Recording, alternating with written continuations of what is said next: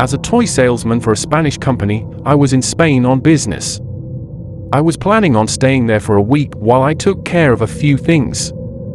It seemed like a good idea at the time, so I chose to drive. However, I was unaware that this journey would take a dark turn. It was anticipated that the journey would take about 12 hours, mostly on the highway. Up until the rain began to fall, everything was going according to plan.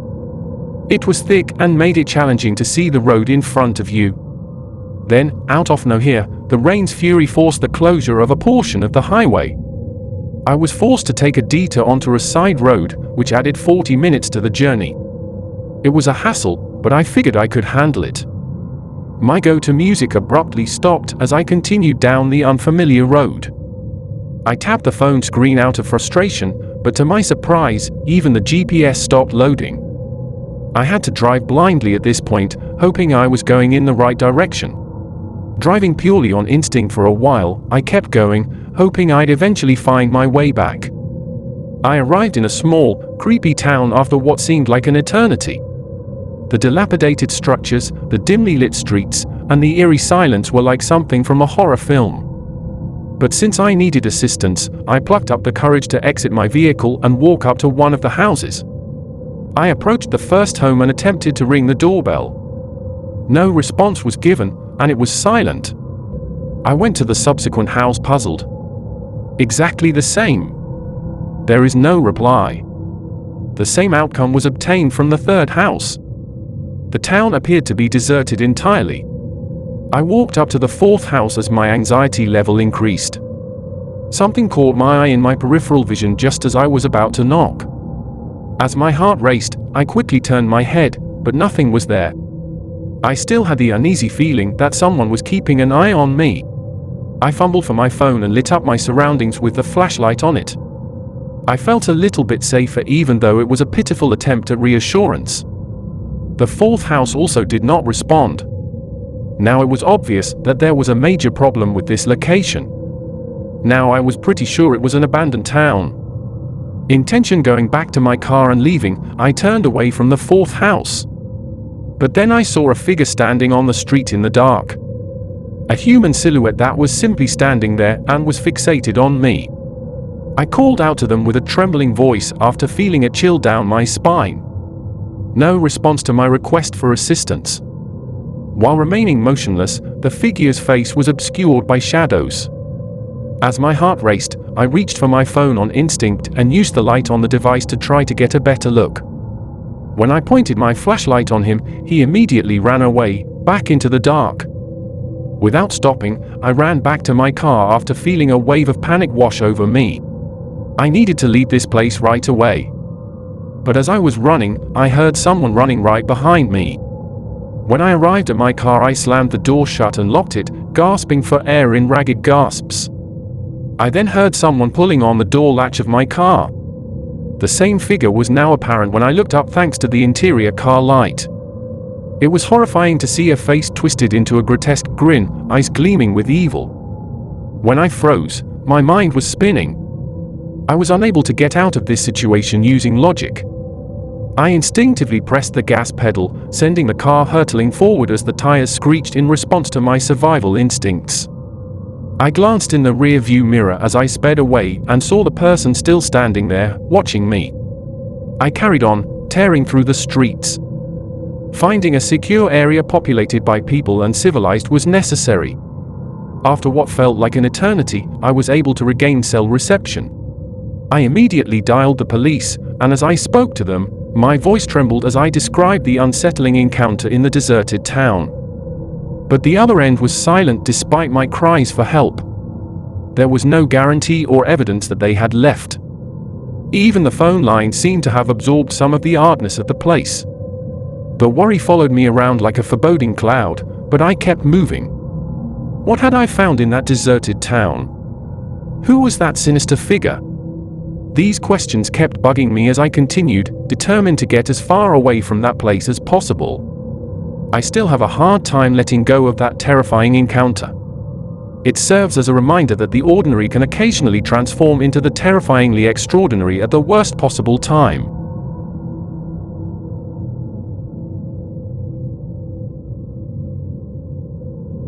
I went to Canada on my own when I was 24 because I was in love with the country's breathtaking landscape. I had the chance to experience my first solo camping trip in the wilderness. It was exciting just to consider it. I stocked up on food, drinks, and camping supplies once I arrived in a little town, taking care of all the necessities. Even further, I rented a vehicle to make sure I could get all of my possessions to the destination I had in mind. I got everything ready and jumped in the driver's seat, excited to see the breathtaking scenery that lay ahead. After driving as far as I could, I came to a hiking trail and parked my car there before continuing on foot.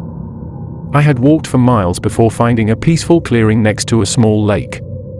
I quickly built a fire to keep the approaching darkness at bay because it was the ideal location to make camp. I enjoyed the peace of the outdoors while sitting by the campfire.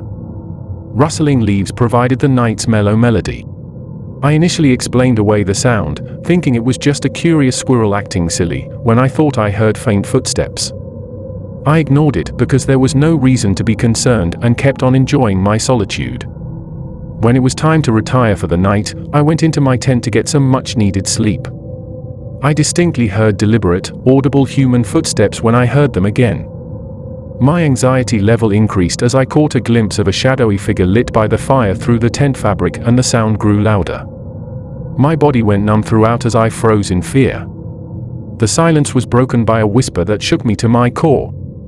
The voice cried out, "Come out."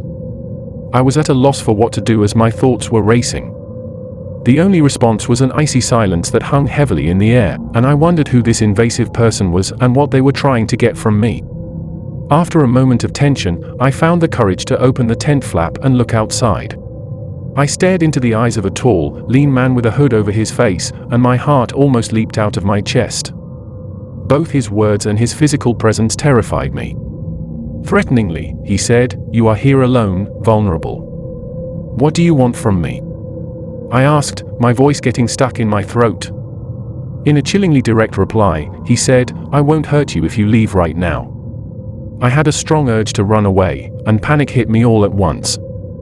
I was outpacing my breath and completely unaware of the din of my own thoughts as I ran through the campsite and into the middle of the forest. I was surrounded by an endless sea of trees as I made my way through the pitch-black wilderness, and the distance felt like hours. I started to realize I was lost, and I started to feel more and more helpless and terrified. Then, seemingly by chance, I noticed a familiar sight, the clearing by the lake where I had previously made camp. I felt a wave of relief, though it only lasted a moment. My tent, supplies, and everything else I owned had mysteriously vanished, which shocked me. As I came to the conclusion that the man must have taken everything while I was running aimlessly through the woods, fear tore at my chest. I made my way to my car after turning around and feeling dejected. My journey was motivated by fear and desperation, and as soon as I was in a safe place, I called 911. As I described the terrifying events of the previous night, my voice trembled as I cried out for support. The police did not react as I had hoped, much to my dismay. They assured me that incidents like this one, in which thieves prowl the wilderness and prey on careless hikers and campers, were not uncommon in this region. They are looking for camping stuff, for them to sell to other tourists.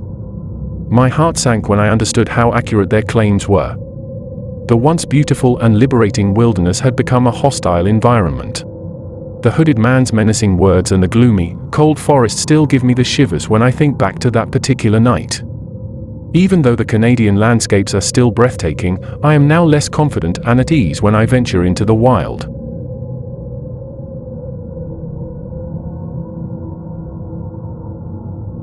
My experience with nature is extensive.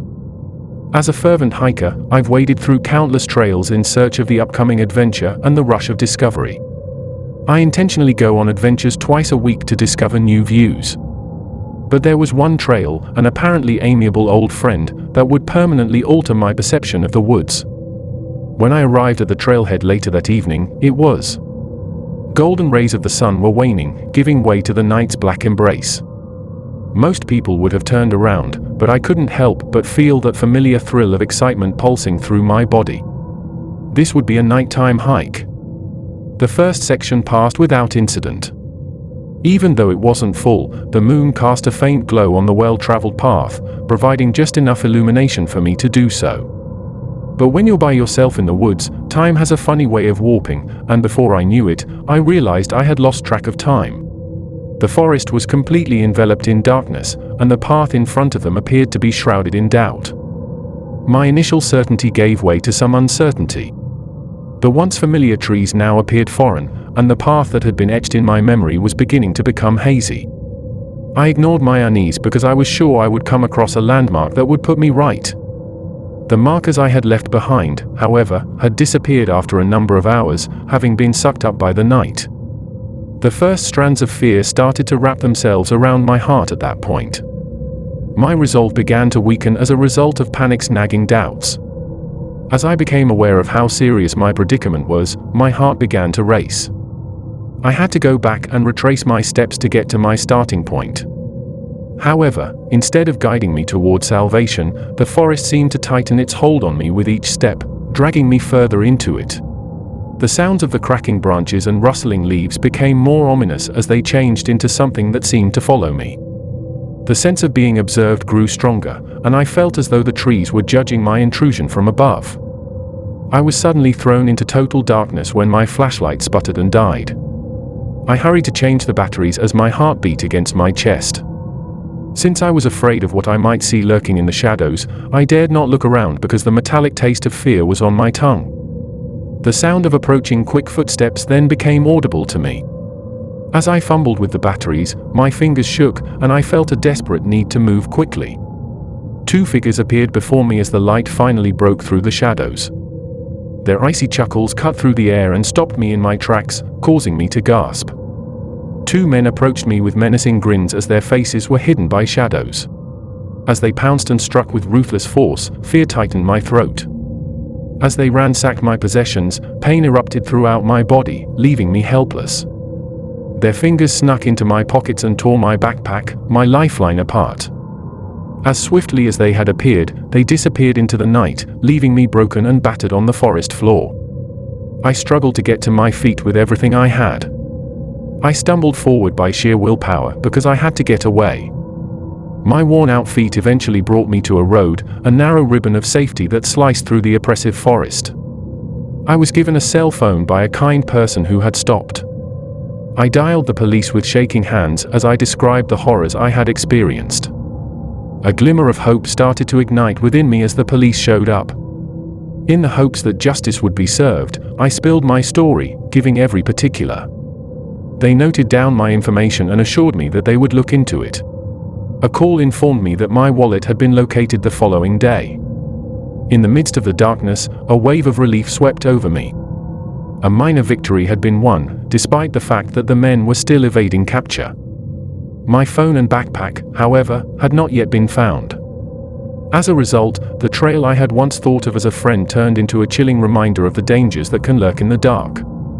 That night, I discovered a difficult lesson: even the most seasoned among us can become lost, both in the depths of the forest and in the depths of our own frailties.